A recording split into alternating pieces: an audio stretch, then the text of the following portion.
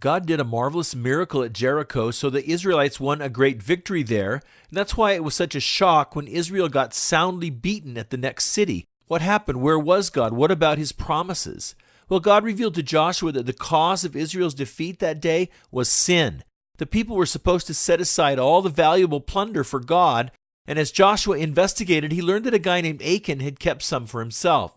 So Israel had started out in the promised land on this high note. The people were enjoying God's favor and victory, but something went wrong and caused God to remove his blessing, and what went wrong was sin. So let's talk about sin and why it's so dangerous. But first, a definition. Sin is choosing your own path instead of God's.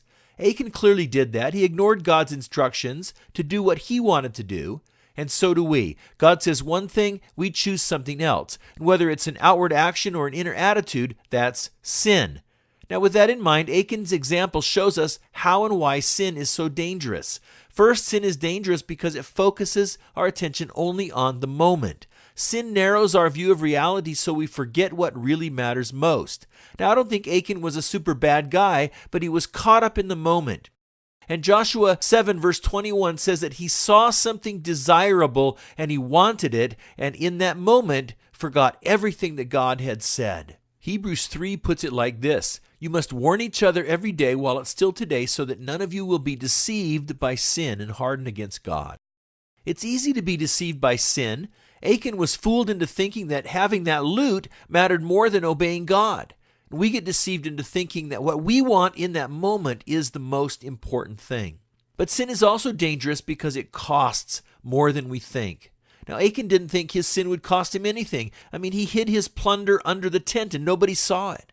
But it cost Israel God's blessing. It cost a defeat and the death of 36 men.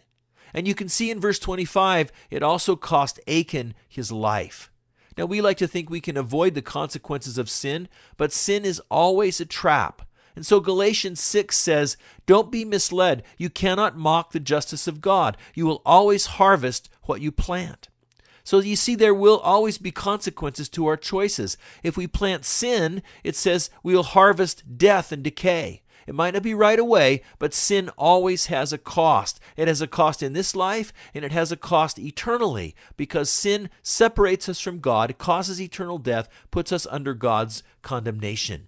But the good news is that we can be restored from sin. Now, Achan paid the final price, but the people as a whole were restored. So the last verse of chapter 7 says, the Lord was no longer angry. You see, when sin was confronted and rooted out, things returned to how they were meant to be between God and his people, and Israel once again experienced God's favor and blessing and victory.